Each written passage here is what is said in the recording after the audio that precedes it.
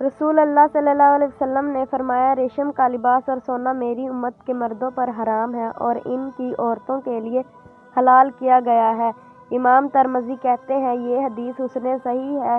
اس باب میں عمر، علی، عقبہ بن عامر، انس، حذیفہ، ام ہانی، عبداللہ بن عمر، عمران بن حسین، عبداللہ بن زبیر، جابر، ابو ریان، ابن عمر، برا اور واصلہ بن اسقع رضی اللہ تعالیٰ عنہ سے بھی احادیث آئی ہے۔ عمر نے مقام جابیہ میں خطبہ دیا اور کہا، نبی اکرم صلی اللہ علیہ وسلم نے ریشم سے منع فرمایا سوائے 2 یا 3 یا 4 انگشت کے برابر۔ امام ترمذی کہتے ہیں، یہ حدیث حسن صحیح ہے۔ عید کے لیے پیدل جانا اور نکلنے سے پہلے کچھ کھا لینا سنت ہے۔ امام ترمذی کہتے ہیں، یہ حدیث حسن ہے۔ اکثر اہل علم کا اسی حدیث پر عمل ہے۔ وہ مستحب سمجھتے ہیں کہ آدمی عید کے لیے پیدل جائے اور عید الفطر کی نماز کے لیے نکلنے سے پہلے کچھ کھا لے۔ مستحب یہ ہے کہ آدمی بلا عذر سوار ہو کر نہ جائے۔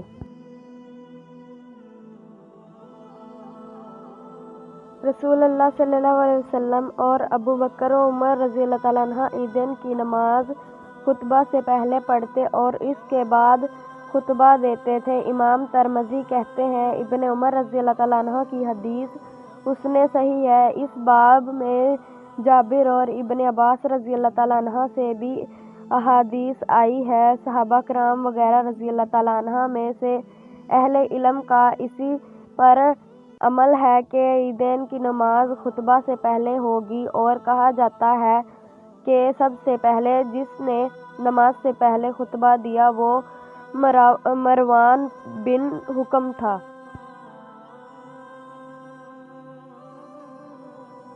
میں نے نبی اکرم صلی اللہ علیہ وسلم کے ساتھ عیدین کی نماز 1 اور 2 سے زیادہ بار یعنی متعدد بار بغیر اذان اور بغیر اقامت سے پڑھی ہے۔ امام ترمذی کہتے ہیں، جابر بن سمرہ رضی اللہ تعالیٰ عنہ کی حدیث حسن صحیح ہے۔ اس باب میں جابر بن عبداللہ اور ابن عباس رضی اللہ تعالیٰ عنہ سے احادیث آئی ہے۔ صحابہ کرام رضی اللہ تعالیٰ عنہ وغیرہ ہم میں سے اہل علم کا عمل اس پر ہے کہ عیدین کی نماز کے لیے اذان نہیں دی جائے گی اور نہ نوافل میں سے کسی کے لیے۔ حضرت ابو ہریرہ رضی اللہ تعالیٰ عنہ بیان کرتے ہیں، رسول اللہ صلی اللہ علیہ وسلم نے فرمایا، اللہ جس شخص کو مال عطا فرمائے اور پھر وہ شخص اس کی زکوٰۃ ادا نہ کرے تو روز قیامت کے مال کو گنج اژدھا کی صورت میں بنا دیا جائے گا۔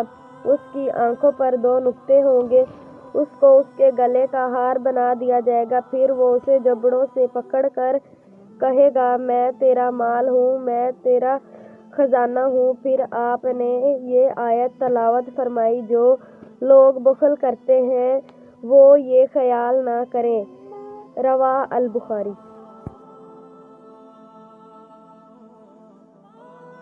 حضرت ابو ذر رضی اللہ تعالیٰ عنہ نبی صلی اللہ علیہ وسلم سے روایت کرتے ہیں، آپ صلی اللہ علیہ وسلم نے فرمایا، جس شخص کے پاس اونٹ یا گائیں یا بکریاں ہوں اور وہ ان کی زکوٰۃ ادا نہ کرتا ہو تو انہیں روز قیامت لایا جائے گا، تو وہ جس قدر دنیا میں تھیں اس سے کہیں بڑی اور زیادہ موٹی ہوں گی، وہ اپنے گھروں سے اسے روندیں گی اور اپنے سینگوں کے ساتھ اسے ماریں گی۔ جب ان میں سے آخری گزر جائے گی تو وہ پھر پہلی کو دوبارہ لایا جائے گا اور یہ سلسلہ جاری رہے گا حتیٰ کہ لوگوں کے درمیان فیصلہ کر دیا جائے گا، متفق علیہ۔ میں نے انہیں نبی کریم صلی اللہ علیہ وسلم سے سنا تھا، آپ نے نبی کریم صلی اللہ علیہ وسلم کے ساتھ 12 جہاد کیے تھے۔ حضرت ابو ہریرہ رضی اللہ تعالیٰ عنہ سے روایت ہے کہ نبی کریم صلی اللہ علیہ وسلم نے فرمایا، اس دین یا خلافت کے معاملے میں لوگ قریش کے تابع ہیں، ان لوگوں کے مسلمان قریشی مسلمانوں کے تابع ہیں اور ان عام لوگوں کے کافر ان قریش کے کافروں کے تابع ہیں، متفق علیہ۔ حضرت ابو ہریرہ رضی اللہ تعالیٰ عنہ بیان کرتے ہیں، رسول اللہ صلی اللہ علیہ وسلم نے فرمایا، روز قیامت آدم کی اولاد کا سردار میں ہوں گا۔ سب سے پہلے مجھے قبر سے اٹھایا جائے گا، سب سے پہلے میں سفارش کروں گا اور سب سے پہلے میری سفارش قبول کی جائے گی۔ رواہ مسلم۔ حضرت جابر رضی اللہ تعالیٰ عنہ سے روایت ہے کہ نبی کریم صلی اللہ علیہ وسلم نے فرمایا، لوگ خیر اسلام اور شر کفر میں قریش کے تابع ہیں۔ رواہ مسلم۔ حضرت ابن عمر رضی اللہ تعالیٰ عنہ سے روایت ہے کہ نبی صلی اللہ علیہ وسلم نے فرمایا، یہ معاملہ خلافت قریش میں رہے گا جب تک ان میں 2 آدمی بھی باقی رہیں، متفق علیہ۔ حضرت انس رضی اللہ تعالیٰ عنہ بیان کرتے ہیں، رسول اللہ صلی اللہ علیہ وسلم نے فرمایا، روز قیامت تمام انبیاء سے میرے متبعین زیادہ ہوں گے اور باب جنت پر سب سے پہلے میں دستک دوں گا۔ رواہ مسلم۔ حضرت معاویہ رضی اللہ تعالیٰ عنہ بیان کرتے ہیں، میں نے رسول صلی اللہ علیہ وسلم سے سنا، آپ صلی اللہ علیہ وسلم فرما رہے تھے، یہ خلافت قریش میں رہے گی جب تک وہ دین کو قائم رکھیں گے، اور جو شخص ان کی مخالفت کرے گا اللہ اسے چہرے کے بل اوندا کر کے ذلیل کر دے گا۔ رواہ البخاری۔ حضرت عمر بن ابی سلمہ رضی اللہ تعالیٰ عنہ بیان کرتے ہیں، میں رسول اللہ صلی اللہ علیہ وسلم کے زیر پرورش لڑکا تھا اور کھانے کے دوران میرا ہاتھ پلیٹ میں ہر طرف گھومتا تھا۔ یہ حرکت دیکھ کر رسول اللہ صلی اللہ علیہ وسلم نے مجھے فرمایا، اللہ کا نام لے کر اپنے دائیں ہاتھ کے ساتھ اپنے سامنے سے کھاؤ، متفق علیہ۔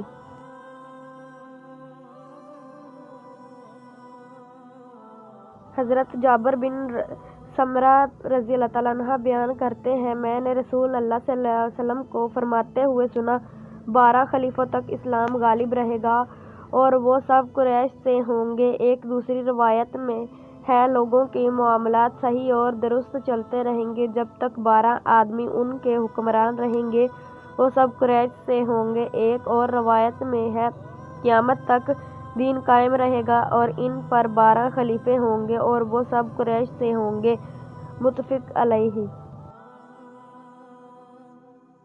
حضرت ابن عمر رضی اللہ تعالیٰ عنہ بیان کرتے ہیں، رسول اللہ صلی اللہ علیہ وسلم نے فرمایا، قبیلہ غفار جو ہے اللہ نے انہیں معاف فرما دیا، قبیلہ اسلم کو اللہ نے سلامت رکھا، اور جو قبیلہ اسیہ ہے اس نے اللہ اور اس کے رسول کی نافرمانی کی، متفق علیہ۔ حضرت انس رضی اللہ تعالیٰ عنہ بیان کرتے ہیں، رسول اللہ صلی اللہ علیہ وسلم نے فرمایا، قیامت کے دن میں جنت کے دروازے پر آؤں گا اور اس کے کھولنے کا مطالبہ کروں گا تو مجھے محافظ پوچھے گا، آپ کون ہیں؟ میں کہوں گا، محمد صلی اللہ علیہ وسلم۔ وہ عرض کرے گا، آپ ہی کے متعلق مجھے حکم دیا گیا تھا کہ آپ سے پہلے کسی کے لیے اسے نہ کھولوں۔ رواہ مسلم۔ حضرت ابو ہریرہ رضی اللہ تعالیٰ عنہ بیان کرتے ہیں، رسول اللہ صلی اللہ علیہ وسلم نے فرمایا، قریش، انصار، جہینہ، مزینہ، اسلم، غفار اور اشباہ قبیلے میرے حمایتی ہیں اور اللہ اور اس کے رسول کے سوا ان کا کوئی حمایتی نہیں، متفق علیہ۔ حضرت ابوبکر رضی اللہ تعالیٰ عنہ بیان کرتے ہیں، رسول اللہ صلی اللہ علیہ وسلم نے فرمایا، اسلم، غفار، مزینہ اور جہینہ قبیلہ بنو تمیم اور بنو عامر رضی اللہ تعالیٰ عنہ سے بہتر ہیں، اور وہ 2 خلیفوں بنو اسد اور غطفان سے بھی بہتر ہیں، متفق علیہ۔ حضرت حذیفہ رضی اللہ تعالیٰ عنہ بیان کرتے ہیں، رسول اللہ صلی اللہ علیہ وسلم نے فرمایا، بے شک شیطان اس کھانے کو جس پر اللہ تعالیٰ کا نام نہ لیا جائے کھانا حلال سمجھتا ہے۔ رواہ مسلم۔ حضرت ابن بن عمر رضی اللہ تعالیٰ عنہ بیان کرتے ہیں، رسول اللہ صلی اللہ علیہ وسلم نے فرمایا، تم میں سے کوئی شخص بھی اپنے بائیں ہاتھ سے نہ کھائے اور نہ اس کے ساتھ پیے، کیونکہ شیطان اپنے بائیں ہاتھ کے ساتھ کھاتا پیتا ہے۔ رواہ مسلم۔ آپ صلی اللہ علیہ وسلم نے فرمایا، جس شخص نے اللہ کے لیے اس شان کے ساتھ حج کیا کہ نہ کوئی فحش بات ہوئی اور نہ کوئی گناہ، تو وہ اس دن کی طرح واپس ہوگا جیسے اس کی ماں نے اسے چنا تھا۔ نبی کریم صلی اللہ علیہ وسلم سے کسی نے پوچھا کہ کون سا کام بہتر ہے؟ آپ صلی اللہ علیہ وسلم نے فرمایا کہ اللہ اور اس کے رسول پر ایمان لانا۔ پھر پوچھا گیا کہ اس کے بعد؟ آپ صلی اللہ علیہ وسلم نے فرمایا کہ اللہ کے راستے میں جہاد کرنا۔ پھر پوچھا گیا کہ پھر اس کے بعد؟ آپ صلی اللہ علیہ وسلم نے فرمایا حج مبرور۔ حضرت انس رضی اللہ تعالیٰ عنہ ایک پلان پر حج کے لیے تشریف لے گئے اور آپ بخیل نہیں تھے۔ آپ صلی اللہ علیہ وسلم نے بیان کیا کہ نبی کریم صلی اللہ علیہ وسلم بھی پلان پر حج کے لیے تشریف لے گئے تھے، اسی پر آپ کا اسباب اور بھی لدا ہوا تھا۔ ایک مرتبہ ابو ہریرہ رضی اللہ تعالیٰ عنہ کے ساتھ مسجد کی چھت پر چڑھا تو آپ نے وضو کیا اور کہا، میں نے رسول اللہ صلی اللہ علیہ وسلم سے سنا تھا کہ آپ صلی اللہ علیہ وسلم فرما رہے تھے کہ میری امت کے لوگ وضو کی نشانات کی وجہ سے قیامت کے دن سفید پیشانی اور سفید ہاتھ پاؤں والوں کی شکل میں بلائے جائیں گے۔ تو تم میں سے کوئی اپنی چمک بڑھانا چاہتا ہے تو وہ بڑھا لے، یعنی وضو اچھی طرح کرے۔ رسول اللہ صلی اللہ علیہ وسلم نماز شروع کرتے وقت اپنے دونوں ہاتھوں کو مونڈوں تک اٹھاتے اور اسی طرح رکوع کے لیے اللہ اکبر کہتے، اور جب اپنا سر رکوع سے اٹھاتے تو دونوں ہاتھ بھی اٹھاتے اور رکوع سے سر مبارک اٹھاتے ہوئے سمیع اللہ لمن حمدہ ربنا لک الحمد کہتے تھے۔ سجدے میں جاتے تو رفع دین نہیں کرتے تھے۔ ایک شخص نے نبی کریم صلی اللہ علیہ وسلم سے رات میں نماز کے متعلق معلوم کیا تو آپ صلی اللہ علیہ وسلم نے فرمایا کہ رات کی نماز 2 رکعت ہے، پھر جب کوئی صبح ہو جانے سے ڈرے تو 1 رکعت پڑھ لے، وہ اس کی ساری نماز کو طاق بنا دے گی۔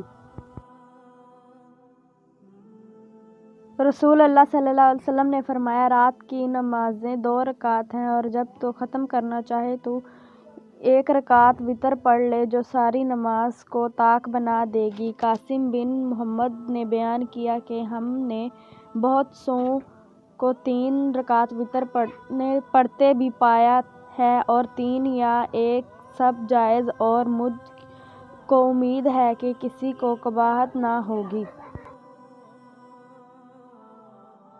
رسول اللہ صلی اللہ علیہ وسلم 11 رکعتیں وتر اور تہجد کی پڑھتے تھے۔ آپ صلی اللہ علیہ وسلم کی یہی نماز تھی، مراد ان کی رات کی نماز تھی۔ آپ کا سجدہ ان کی رکعتوں میں اتنا لمبا ہوتا تھا کہ سر اٹھانے سے پہلے تم میں سے کوئی شخص بھی 50 آیتیں پڑھ سکتا، اور فجر کی نماز فرض سے پہلے آپ سنت 2 رکعتیں پڑھتے تھے، اس کے بعد ذرا دیر دھڑلے پہلو پر لیٹ رہتے یہاں تک کہ مؤذن بلانے کے لیے آپ کے پاس آتا۔ نماز سے پہلے 2 رکعتیں کے وقت متعلق آپ کا کیا خیال ہے؟ کیا میں ان میں لمبی قرات کر سکتا ہوں؟ انہوں نے فرمایا کہ نبی کریم صلی اللہ علیہ وسلم تو رات کی نماز تہجد 2 رکعت کر کے پڑھتے تھے، پھر 1 رکعت پڑھ کر کے ان کو طاق بنا لیتے، اور صبح نماز سے پہلے 2 رکعتیں سنت فجر تو اس طرح پڑھتے گویا اذان اقامت کی آواز آپ کے کان میں پڑ رہی ہے۔ حماد اس سے مراد یہ ہے کہ آپ صلی اللہ علیہ وسلم جلدی پڑھ لیتے ہیں۔ میں عبداللہ بن عمر رضی اللہ تعالیٰ عنہ کے ساتھ مکہ مکرمہ کے راستے میں تھا۔ سعید نے کہا کہ جب راستے میں مجھے طلوع فجر کا خطرہ ہوا تو سواری سے اتر کر میں نے وتر پڑھ لیا، اور پھر عبداللہ بن عمر رضی اللہ تعالیٰ عنہ سے جا ملا۔ آپ نے پوچھا کہ کہاں رک گئے تھے؟ میں نے کہا کہ اب صبح کا وقت ہونے والا تھا، اس لیے میں سواری سے اتر کر وتر پڑھنے لگا۔ اس پر حضرت عبداللہ رضی اللہ تعالیٰ عنہ بن عمر نے فرمایا کہ کیا تمہارے لیے نبی کریم صلی اللہ علیہ وسلم کا عمل اچھا نمونہ نہیں ہے؟ میں نے عرض کیا کیوں نہیں؟ بے شک ہے۔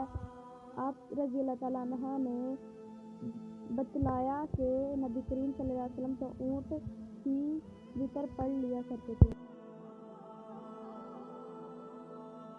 نبی کریم صلی اللہ علیہ وسلم سفر میں اپنی سواری ہی پر رات کی نماز اشاروں سے پڑھ لیتے تھے، خواہ سواری کا رخ کسی طرف ہو جاتا آپ صلی اللہ علیہ وسلم اشاروں سے پڑھتے رہتے، مگر فرائض اس طرح نہیں پڑھتے تھے اور وتر اپنی اونٹنی پر بھی پڑھ لیتے۔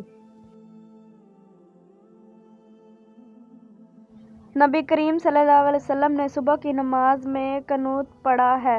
آپ رضی اللہ تعالیٰ عنہ نے فرمایا کہ ہاں۔ پھر پوچھا گیا کہ کیا رکوع سے پہلے؟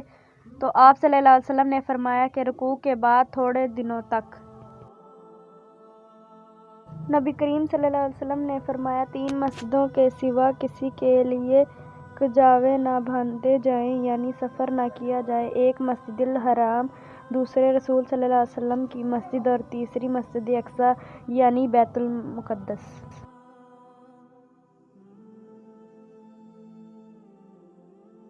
حضرت عبداللہ بن عمر رضی اللہ تعالیٰ عنہ جاشت کی نماز صرف 2 دن پڑھتے تھے جب مکہ آتے، کیونکہ آپ مکہ میں جاشت ہی کے وقت آتے تھے۔ اسی وقت پہلے آپ طواف کرتے اور پھر مقام ابراہیم کے پیچھے 2 رکعت پڑھتے۔ دوسرے جس دن آپ مسجد قباء میں تشریف لاتے، آپ کا یہاں ہر ہفتہ کو آنے کا معمول تھا۔ جب آپ مسجد کے اندر آتے تو نماز پڑھے بغیر باہر نکلنا برا جانتے۔ آپ بیان کرتے تھے کہ رسول صلی اللہ علیہ وسلم یہاں سوار اور پیدل دونوں طرف آیا کرتے تھے۔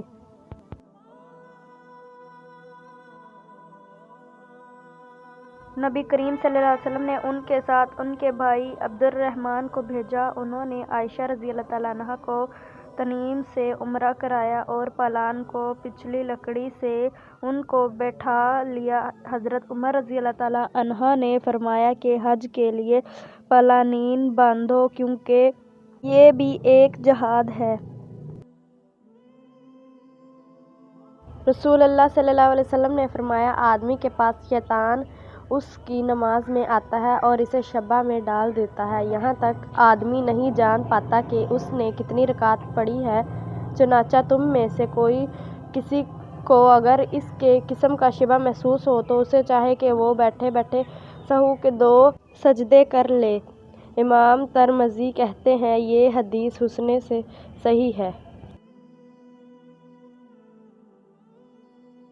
ام المؤمنین عائشہ رضی اللہ تعالیٰ عنہ بیان کرتی ہیں کہ شروع میں سفر اور حضر کی نماز 2 رکعتیں کی ہوتی ہیں، پھر سفر کی نماز بحال رکھی گئی اور مقیم کی نماز میں اضافہ کر دیا گیا۔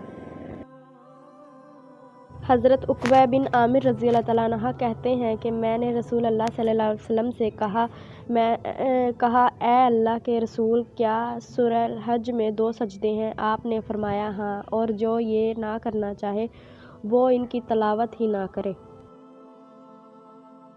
حضرت زید بن ثابت رضی اللہ تعالیٰ عنہ بیان کرتے ہیں کہ میں نے رسول اللہ صلی اللہ علیہ وسلم کے سامنے سورہ النجم کی تلاوت کی، مگر میں نے اس میں سجدہ نہیں کیا۔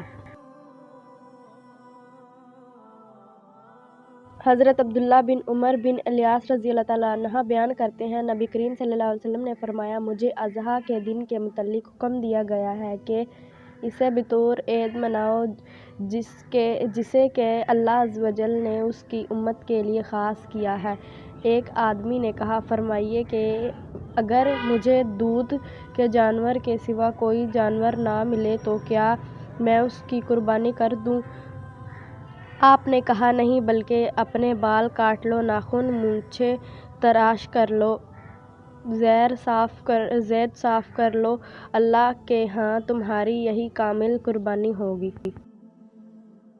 حضرت عبداللہ بن سمرہ رضی اللہ تعالیٰ عنہ سے روایت ہے رسول اللہ صلی اللہ علیہ وسلم نے مجھ سے فرمایا اے عبد الرحمن بن سمرہ، حکومت کا سوال نہ کرنا، کیونکہ یہ اگر تمہیں مانگنے پر دی گئی تو اسے سلسلے میں اپنے آپ کے سپرد کر دیے جاؤ گے، یعنی اللہ تعالیٰ کی طرف سے مدد نہ ہوگی، لیکن اگر بغیر مانگنے کے دی گئی تو اس میں تمہاری مدد کی جائے گی۔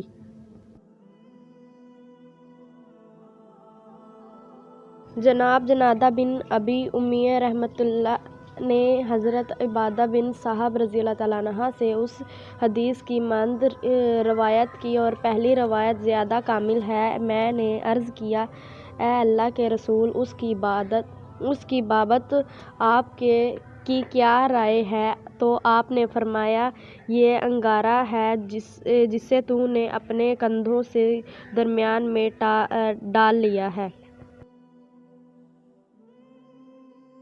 سیدنا ابو ہریرہ رضی اللہ عنہ نبی کریم صلی اللہ علیہ وسلم سے مرفوعاً بیان کرتے ہیں، جس سے ایمان اور تقریب ثواب کی نیت سے رمضان کے روزے رکھے اس کے پچھلے گناہ بخش دیے جاتے ہیں، اور جس نے ایمان و تقریب و ثواب کے لیے لیلۃ القدر کا قیام کیا اس کے پچھلے گناہ معاف کر دیے جاتے ہیں۔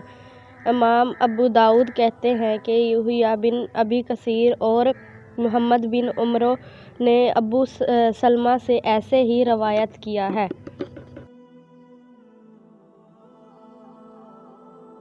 حضرت ابو ہریرہ رضی اللہ عنہ بیان کرتے ہیں کہ رسول اللہ صلی اللہ علیہ وسلم تشریف لائے اور دیکھا کہ لوگ رمضان میں مسجد کی ایک جانب میں نماز پڑھ رہے ہیں۔ آپ نے پوچھا، ان کو کیا ہے؟ کہا گیا کہ ان لوگوں کو قربانی یاد نہیں اور ابی بن کعب رضی اللہ تعالیٰ عنہ نماز پڑھتے رہیں گے تو یہ لوگ بھی ان کے ساتھ نماز پڑھ رہے ہیں۔ تو نبی صلی اللہ علیہ وسلم نے فرمایا، انہوں نے درست کیا اور خوب کیا۔ امام ابو داؤد رحمہ اللہ فرماتے ہیں کہ یہ حدیث قوی نہیں ہے، مسلم بن خالد ضعیف ہے۔ حضرت زید بن خالد جہنی رضی اللہ عنہ بیان کرتے ہیں کہ رسول اللہ صلی اللہ علیہ وسلم نے اپنے صحابہ بن قربانیاں تقسیم فرمائیں تو مجھے بکری کا ایک بچہ عنایت فرمایا جو جزا تھا۔ میں اسے لے کر آپ کی خدمت میں آیا اور عرض کیا، یہ تو جزا ہے۔ آپ نے فرمایا، اسے ہی قربان کر دو۔ حضرت ابن بن عباس بیان کرتے ہیں کہ نبی کریم صلی اللہ علیہ وسلم روحن کے مقام پر ایک قافلے سے ملے تو آپ نے پوچھا، کون ہو؟ انہوں نے عرض کیا، مسلمان۔ پھر انہوں نے پوچھا، آپ کون ہیں؟ آپ صلی اللہ علیہ وسلم نے فرمایا، اللہ تعالیٰ کا رسول۔ ایک عورت نے ایک بچہ اٹھا کر عرض کیا، کیا اس کا حج ہے؟ آپ صلی اللہ علیہ وسلم نے فرمایا، ہاں، اور تمہارے لیے اس کا اجر ہے۔ رواہ مسلم۔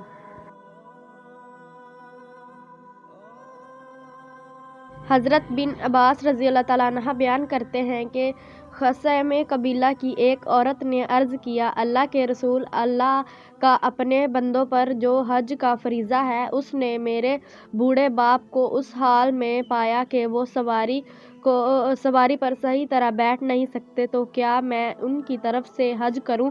آپ صلی اللہ علیہ وسلم نے فرمایا، ہاں، اور یہ حجۃ الوداع کے موقع پر ہوا۔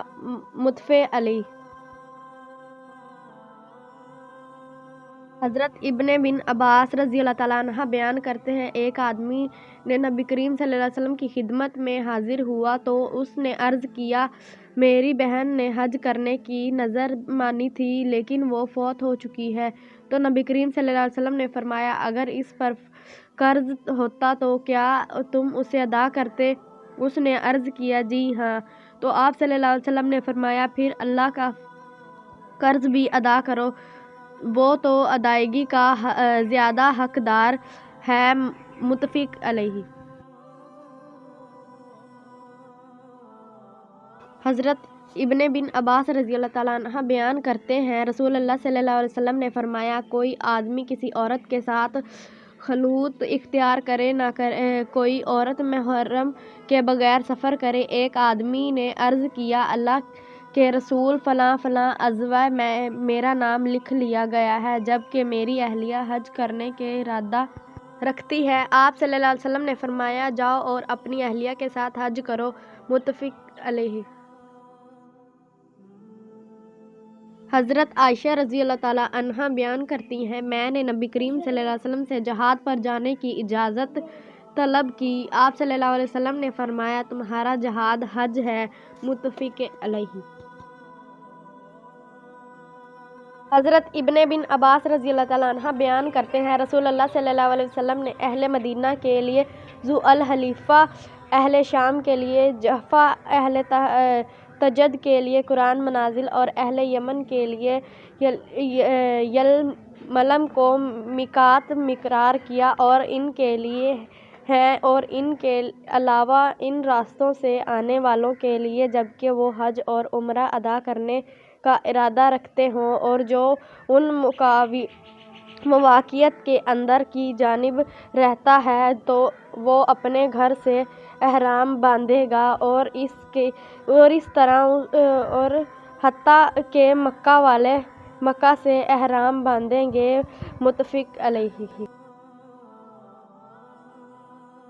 حضرت انس بن رضی اللہ تعالیٰ عنہ بیان کرتے ہیں رسول اللہ صلی اللہ علیہ وسلم نے 4 عمرے کیے ہیں، وہ سب ذو القعدہ میں کیے بجز اس عمرے کے جو آپ نے حج کے ساتھ کیا۔ آپ صلی اللہ علیہ وسلم نے ایک عمرہ حدیبیہ سے ذو القعدہ میں کیا، ایک عمرہ اگلے سال ذو القعدہ میں کیا، ایک عمرہ جعرانہ سے جہاں آپ نے حسنین کا مال غنیمت تقسیم کیا وہ بھی ذو القعدہ میں، اور ایک عمرہ اپنے حج کے ساتھ کیا، متفق علیہ۔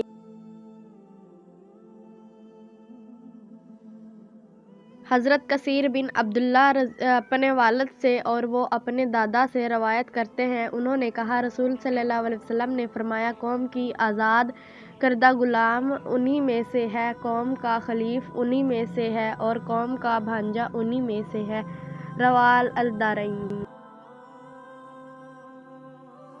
حضرت ابو ہریرہ رضی اللہ تعالیٰ عنہ بیان کرتے ہیں رسول اللہ صلی اللہ علیہ وسلم نے فرمایا کیا تم میں سے کوئی پسند کرتا ہے کہ جب وہ اپنے گھر جائے تو وہاں 3 بڑی موٹی تازی حاملہ اونٹنیاں پائے؟ ہم نے عرض کیا جی ہاں۔ آپ صلی اللہ علیہ وسلم نے فرمایا تم میں سے کوئی شخص اپنی نماز میں 3 آیات پڑھتا ہے تو وہ 3 آیات اس کے لیے 3 موٹی تازی حاملہ اونٹنیوں سے بہتر ہے، رواہ مسلم۔